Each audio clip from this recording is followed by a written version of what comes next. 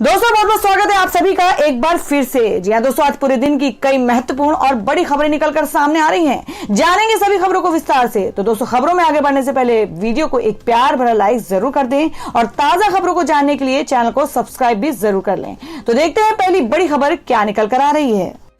दोस्तों, आज की पहली बड़ी खबर में आपको बता दें कि सरकार ने किया बड़ा ऐलान। 1 अप्रैल से 45 साल से उम्र वाले हर किसी को लगेगा कोरोना वैक्सीन। जी हम बात करें कि कोरोना के लगातार बढ़ते मामलों के बीच केंद्र सरकार ने बड़ा फैसला लिया है। केंद्र सरकार ने ऐलान किया है कि 1 अप्रैल से 45 साल के ऊपर सभी लोगों को कोरोना का टीका लगाया जाएगा। केंद्रीय मंत्री प्रकाश जावड़ेकर ने इसकी जानकारी दी। जावड़ेकर ने कहा कि कोरोना वैक्सीन सभी लोगों के लिए लगवाना जरूरी है और इसके लिए सभी पात्र लोग अपना रजिस्ट्रेशन करवाएं। आपको बता दें कि इससे पहले 60 साल या उससे ऊपर के लोगों को कोरोना वैक्सीन लगाया जा रहा था। 45 साल से लेकर 59 साल के उन लोगों को वैक्सीन लगाई जा रही थी जो किसी गंभीर बीमारी से ग्रसित थे। जी आपको बता दें, उन्होंने कहा कि टीका आ जाने के बाद भी अभी हमें कम से कम 1 से 1.5 साल तक और मास्क लगाने की जरूरत है। केंद्रीय मंत्री ने कहा कि इस दौर में कोरोना से लड़ाई में ढिलाई नहीं बरती जा सकती। टीकों की कमी को लेकर उन्होंने कहा कि देश में वैक्सीन की कोई कमी नहीं है। हमने चरणबद्ध तरीके से लोगों को वैक्सीन देने का फैसला लिया है। जावड़ेकर ने कहा कि देश में कई और कोरोना वैक्सीन मौजूद हैं जो ट्रायल फेज में है और जल्द ही इन्हें मंजूरी मिल जाएगी। आपको बता दें कि देश में अब तक 4.72 करोड़ लोगों को कोरोना वैक्सीन की डोज दी जा चुकी है और वहीं 60 साल से अधिक उम्र के 2 करोड़ से ज्यादा लोगों को कोरोना का टीका लगाया जा चुका है। और दोस्तों, मैं अगली खबर बता दें कि केजरीवाल सरकार को झटका। लोकसभा में पास हुआ दिल्ली सरकार संशोधन विधेयक। एलजी होंगे और शक्तिशाली। जी आपको बता दें कि मुख्यमंत्री अरविंद केजरीवाल की सरकार को करारा झटका लगा है क्योंकि राष्ट्रीय राजधानी क्षेत्र दिल्ली सरकार संशोधन विधेयक 2021 को लोकसभा में पारित कर दिया गया है और इस विधेयक में दिल्ली के उपराज्यपाल एलजी की भूमिका और अधिकारों को परिभाषित किया गया है। सोमवार को लोकसभा में पास हुआ विधेयक दिल्ली के उपराज्यपाल को अधिक अधिकार देते हुए जो शहर की चुनी हुई सरकार की तुलना में केंद्र का प्रतिनिधित्व करता है। एलजी को अधिकार देने वाले इस विधेयक का दिल्ली का सत्ता पर काबिज आम आदमी पार्टी लगातार विरोध कर रही है। सदन में गृह राज्य मंत्री जी किशन रेड्डी ने कहा कि संविधान के अनुसार दिल्ली विधानसभा में युक्त सीमित अधिकारों वाला एक केंद्र शासित राज्य है। सुप्रीम कोर्ट ने भी अपने फैसले में कहा है कि यह केंद्र शासित राज्य है। सभी संशोधन कोर्ट के फैसले के मुताबिक हैं, जिसके बाद ये कानून पास हो गया। उपराज्यपाल की जिम्मेदारियों को और अधिक परिभाषित करेगा। बता दें कि दिल्ली में सत्तारूढ़ आम आदमी पार्टी सरकार और केंद्र में भाजपा के बीच विवाद पर 2018 में सुप्रीम कोर्ट के फैसले की संविधान पीठ के बावजूद विधेयक को आगे बढ़ाया गया। सरकार ने दावा किया कि विधेयक संविधान को ध्यान में रखते हुए निर्वाचित सरकार और उपराज्यपाल की जिम्मेदारियों को और अधिक परिभाषित करेगा। और दोस्तों, मैं अगली खबर बता दें कि आदित्य ठाकरे के बाद सीएम उद्धव की पत्नी भी कोरोना पॉजिटिव, लगवा चुकी हैं वैक्सीन की पहली डोज। जी हम बात करें कि महाराष्ट्र में कोरोना वायरस का असर अब मुख्यमंत्री उद्धव ठाकरे के परिवार पर भी दिखाई देने लगा है। बेटे और कैबिनेट मंत्री आदित्य ठाकरे के बाद अब सीएम उद्धव की पत्नी रश्मि ठाकरे भी कोरोना वायरस पॉजिटिव हो गई हैं। हैरानी की बात यह है कि उन्होंने 11 मार्च को ही कोविड-19 वैक्सीन की पहली डोज ली थी। आदित्य ठाकरे को कोविड-19 पॉजिटिव आने के बाद सोमवार को रश्मि ठाकरे का कोरोना टेस्ट हुआ, जिसकी रिपोर्ट पॉजिटिव आई। बताया जा रहा है कि उनकी हालत स्थिर है और होम क्वारंटीन में है। मुख्यमंत्री उद्धव ठाकरे और उनकी पत्नी रश्मि ठाकरे ने 11 मार्च को सरकार द्वारा संचालित जेजे अस्पताल में कोरोना वायरस के खिलाफ टीके की पहली खुराक ली थी। एक अधिकारी ने बताया कि रश्मि ठाकरे का कोविड-19 टेस्ट सोमवार रात पॉजिटिव पाया गया। उन्हें मुख्यमंत्री के आधिकारिक आवास वर्षा में क्वारंटीन किया गया है। राज्य के पर्यटन मंत्री आदित्य ठाकरे ने 2 दिन पहले यानी शनिवार को खुलासा किया था कि उनका कोरोना वायरस टेस्ट पॉजिटिव आया है। गौरतलब है कि महाराष्ट्र में कोरोना वायरस के मामले कम होने का नाम नहीं ले रहे हैं। मंगलवार को पिछले 24 घंटे में 28,699 नए कोरोना के मामले दर्ज किए गए हैं। और दोस्तों, मैं अगली बड़ी खबर में आपको बता दें जो कि बिहार से है। जी आपको बता दें कि बिहार विधानसभा में बवाल। तेजस्वी यादव बोले, हमें पीटा गया, काले दिन के रूप में याद करेगी जनता। जी आपको बता दें कि बिहार विधानसभा में मंगलवार को जो नजारा देखने को मिला, ऐसा शायद ही किसी अन्य राज्य की विधानसभा में देखा गया होगा। जी आपको बता दें कि 23 मार्च को Bihar special armed police bill को लेकर बिहार विधानसभा में विपक्षी नेताओं ने जोरदार हंगामा किया और पूरे दिन 4 बार सदन की कार्यवाही स्थगित होने के बाद अंत में विपक्ष की महिला विधायकों ने स्पीकर विजय कुमार सिन्हा को चैम्बर से बाहर आने से रोक दिया। इस बीच स्पीकर को उनके चैम्बर से बाहर निकालने के लिए महिला पुलिस कर्मियों को बल का प्रयोग करना पड़ा, जिसका वीडियो भी सामने आया है। जी आपको बता दें कि वीडियो में देखा जा सकता है कि विपक्ष की महिला विधायक को महिला सुरक्षा कर्मियों द्वारा विधानसभा भवन में जबरन खींचकर बाहर निकाला जा रहा है। महिला विधायक ने स्पीकर विजय कुमार सिन्हा को उनके चैम्बर से बाहर आने से रोक रही थी। इसके अलावा आरजेडी नेता तेजस्वी यादव ने भी एक वीडियो शेयर किया है, जिसमें पुलिसकर्मी और अन्य सुरक्षा कर्मी विपक्ष के विधायकों को सदन से खींचकर बाहर ला रहे हैं। तेजस्वी यादव ने कहा कि आज का दिन काला दिन के रूप में देश की जनता याद करेगी। यहाँ आपको बता दें, वीडियो पोस्ट कर तेजस्वी यादव ने अपने कैप्शन में लिखा कि नीली शर्ट पहना शख्स पटना का डीएम है जो माननीय विधायक को धक्का दे रहा है। 2 माननीय विधायकों को घसीटा जा रहा है और प्रशासन का अधिकारी जूते से विधायक को लात मार रहा है। लोहिया जयंती पर नीतीश कुमार ये कुकर्म करवा रहे हैं। सड़क और सदन कहीं कोई सुरक्षित नहीं है। क्या हुआ आपके साथ? एसपी डीएम ने कहा कि इसको मारो, बस गाली गलौज किया, बड़ी हमारा छाती पर बूट रख के मारा। एसपी माइक खोल लीजिए साहब। अभी क्या स्थिति है आपकी? कैसे? छाती पर चोट, काफी देर तक बाहर पड़े हैं, कोई सूद लेने वाला नहीं।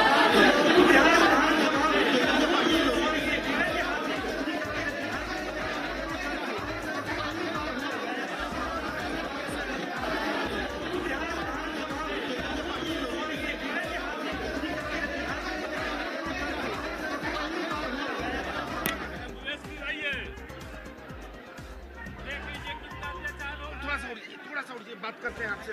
नहीं बात कर पाएंगे भैया, यार जान बचा लो पप्पा। क्या हुआ? कैसे हो गया? नीतीश कुमार जान मरवा देगा पप्पा। हम लोग बिहार के 12 करोड़ जनता के साथ खड़ा है भैया। आज बेरोजगारी के सवाल पर सड़क पर मारा और सदन में काला कानून पुलिस अमेंडमेंट एक्ट लेकर के आए।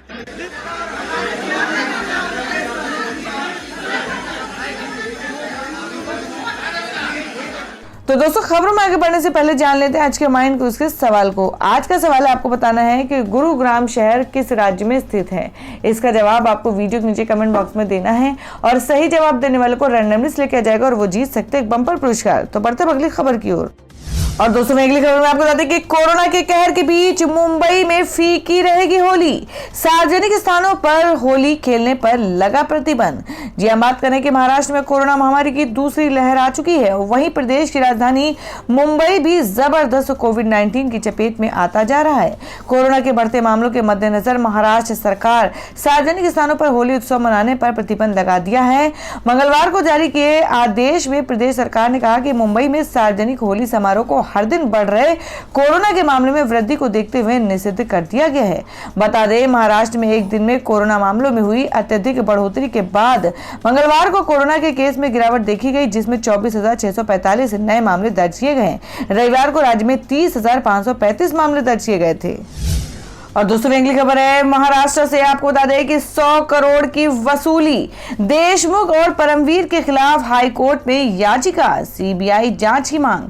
जी हम बात करें कि महाराष्ट्र में गृह मंत्री के खिलाफ 100 करोड़ की वसूली के आरोप का मामला हाईकोर्ट में पहुंच गया है। मामले में मुंबई के एक वकील ने बॉम्बे हाईकोर्ट में याचिका दायर की है। याचिका में हाईकोर्ट से गृह मंत्री अनिल देशमुख और मुंबई के पूर्व पुलिस कमिश्नर परमवीर सिंह और मामले में शामिल अन्य लोगों के खिलाफ सीबीआई या फिर किसी अन्य स्वतंत्र एजेंसी से जांच कराए जाने का आदेश देने की मांग की गई है। जी आपको बता दें कि याचिकाकर्ता वकील जयश्री लक्ष्मण राव पाटिल ने हाईकोर्ट से दक्षिण मुंबई के मालाबार हिल पुलिस स्टेशन में इसी मामले में उनकी एक लिखित शिकायत का संज्ञान लेने और प्राथमिकी दर्ज किए जाने का निर्देश देने की मांग की है।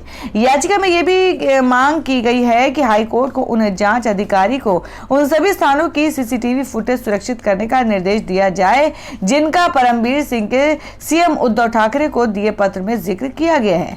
महाराष्ट्र में एंटीलिया केस मामले में मुंबई पुलिस के अफसर सचिन वाजे का नाम आने और एनआईए द्वारा उसकी गिरफ्तारी के बाद महाराष्ट्र सरकार ने मुंबई के पुलिस कमिश्नर परमवीर सिंह को हटाकर उन्हें होम गार्ड का डीजी बना दिया था। ट्रांसफर के 3 दिन बाद पिछले शनिवार को महाराष्ट्र के मुख्यमंत्री उद्धव ठाकरे को पत्र लिखकर भूचाल ला दिया था और इस पत्र में परमवीर सिंह ने गृह मंत्री अनिल देशमुख देशमुख पर वसूली का आरोप लगाया था। उन्होंने लिखा था कि अनिल देशमुख ने पुलिस इंस्पेक्टर सचिन वाजे को मुंबई से हर महीने 100 की वसूली का टारगेट दे रखा है। इससे मुंबई में 1750 बार से 40 से 50 करोड़ की वसूली शामिल थी। और दोस्तों में अगली खबर आ रही है पश्चिम बंगाल विधानसभा चुनाव 2021 को लेकर। जी आपको बता दें कि बंगाल में चुनाव नहीं लड़ेंगे मिथुन चक्रवर्ती। जाने क्या है खास वजह। जी आपको बता दें कि पश्चिम बंगाल विधानसभा चुनाव में टीएमसी और भाजपा के बीच इस बार कड़ा मुकाबला देखने को मिल सकता है। बंगाल की सत्ता पर काबिज टीएमसी को टक्कर देने के लिए भारतीय जनता पार्टी ने अपने प्रत्याशियों की आखिरी लिस्ट भी जारी कर दी है। भाजपा ने बंगाल चुनाव के लिए जिन 13 लोगों के नामों की सूची जारी की है उसमें अभिनेता से नेता बने मिथुन चक्रवर्ती का नाम गायब है और इस अंतिम लिस्ट बंगाल चुनाव से पहले भाजपा में शामिल हुए मिथुन चक्रवर्ती का नाम नहीं है। इसलिए अब तय है कि मिथुन इस बार बंगाल चुनाव नहीं लड़ेंगे। केवल स्टार प्रचारक बनकर ही उन्हें संतोष करना पड़ेगा। बता दें कि 7 मार्च को जब बंगाल की राजधानी कोलकाता में प्रधानमंत्री नरेंद्र मोदी की मेगा रैली में जब मिथुन चक्रवर्ती ने भाजपा की सदस्यता ली थी तब भाजपा सूत्रों ने कहा था कि मिथुन चक्रवर्ती को बंगाल की रास बिहारी सीट से उतारा जाएगा, लेकिन इस सीट से भाजपा ने रिटायर्ड लेफ्टिनेंट सुब्रता साहा को टिकट देकर मैदान में उतारा है। अब चूंकि भाजपा ने आखिरी लिस्ट जारी कर दी है तब यह साफ हो चुका है कि मिथुन चक्रवर्ती को भाजपा ने पार्टी में शामिल तो कर लिया है, लेकिन उन्हें टिकट देकर चुनाव दंगल में नहीं उतार रही है। और दोस्तों में अगली खबर में आपको बता दें जिसमें फारूक अब्दुल्ला बोले, कहा देश को बचाने के लिए कांग्रेस को आगे आना होगा, घर बैठने से कुछ नहीं होने वाला। जी आपको बता दें कि नेशनल कॉन्फ्रेंस प्रमुख और श्रीनगर के सांसद फारूक अब्दुल्ला ने कहा कि कांग्रेस पार्टी को ज्यादा एक्टिव होकर मजबूती से संघर्ष करने की जरूरत है। मंगलवार को जम्मू कश्मीर के पूर्व सीएम ने कहा कि देश में जिस तरह का माहौल है और मौजूदा समय में जिस तरह से सरकार चल रही है उससे घर बैठकर नहीं लड़ा जा सकता। देश की सबसे पुरानी और सबसे बड़ी विपक्षी पार्टी कांग्रेस को सड़कों पर उतरना होगा।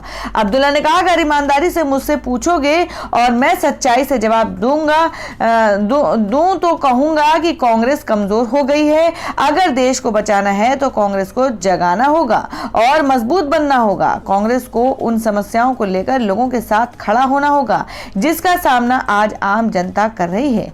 ये सब घर बैठकर नहीं होगा, इसके लिए मजबूती से बाहर आकर लड़ना होगा। फारूक अब्दुल्ला कुछ समय पहले भी इससे मिलता जुलता बयान दिया था। उन्होंने कहा था कि मैं चाहता हूं कि कांग्रेस मजबूत हो। देश की विभाजनकारी ताकतों से लड़ने के लिए कांग्रेस को एकजुट होना चाहिए। देश में जो परेशानियां हैं उनको दूर करने के लिए लोग कांग्रेस की ओर उम्मीद के साथ देख रहे हैं। ऐसे में कांग्रेस का मजबूत होना जरूरी है। बता दें कि फारूक अब्दुल्ला केंद्र में मंत्री बने रहे हैं। उनकी पार्टी एनसी का कांग्रेस और भाजपा दोनों के साथ गठबंधन भी रह चुका है। और दोस्तों में अगली खबर बता दें कि दिल्ली में सार्वजनिक स्थानों पर होली, शब बारात और नवरात्रि मनाने पर रोक। जाने क्या है नई गाइडलाइन। जी आपको बता दें कि पिछले 24 घंटे में 1000 से अधिक नए मामले सामने आए हैं दिल्ली में। और इधर कोरोना संक्रमण की बढ़ोतरी को देखते हुए अरविंद केजरीवाल ने आगामी त्योहारों को देखते हुए नई गाइडलाइन जारी की है, जिसके तहत सभी त्योहारों में सार्वजनिक उत्सवों पर रोक लगा दिया गया है।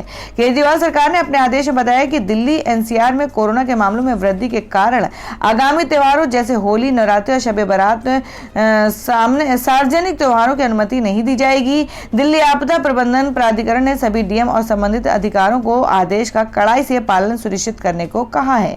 मालूम हो कि दिल्ली में कोरोना के नए मामलों में लगातार इजाफा हो रहा है। और दोस्तों मैं अगली खबर बता दें कि दिल्ली में शराब पीने की कानूनी उम्र घटी। केजरीवाल सरकार ने घटाकर की 25 से 21 साल। जी हम बात कर रहे हैं कि दिल्ली की केजरीवाल कैबिनेट ने नई आबकारी नीति पर मोहर लगा दी है। ये नीति अगले 3 महीने में लागू कर दी जाएगी। सरकार ने शराब पीने की लीगल उम्र को घटा दिया और बता दें कि 25 साल से इसे घटाकर 21 साल कर दिया गया है। इससे कम उम्र के व्यक्ति को ऐसी जगह में प्रवेश करने की अनुमति नहीं होगी जहां शराब परोसी जाती है। आपको बता दें कि सोमवार को उप मुख्यमंत्री मनीष सिसोदिया ने इसकी जानकारी देते हुए कहा कि नई नीति से सरकार का राजस्व बढ़ेगा। नई आबकारी नीति के तहत दिल्ली में शराब की नई दुकानें नहीं खुलेंगी, सभी सरकारी दुकानें बंद होंगी। शराब की दुकान चलाना सरकार की जिम्मेदारी नहीं है। दिल्ली में शराब की अब सभी प्राइवेट दुकानें होंगी। उन्होंने कहा कि अब उत्तर प्रदेश और मध्य प्रदेश की तरह दिल्ली में भी शराब पीने की लीगल उम्र 21 साल हो गई है। इसके साथ ही अंडर एज ड्रिंकिंग के खिलाफ भी दिल्ली सरकार ने नई मुहिम शुरू करने का फैसला किया है। ये आपको बता दें कि 21 साल से कम उम्र के युवकों को अनिवार्य आईडी कार्ड चेकिंग होगी। सिसोदिया ने कहा कि मुख्यमंत्री अरविंद केजरीवाल ने दिल्ली में शराब माफिया पर शिकंजा कसने के लिए एक बहुत बड़ा फैसला लिया है। दिल्ली की एक्साइज पॉलिसी में बदलाव करके उन पर फैक्टर को हटाया जा रहा है, जिनकी वजह से शराब माफिया अपने अवैध कारोबार चला पाता है।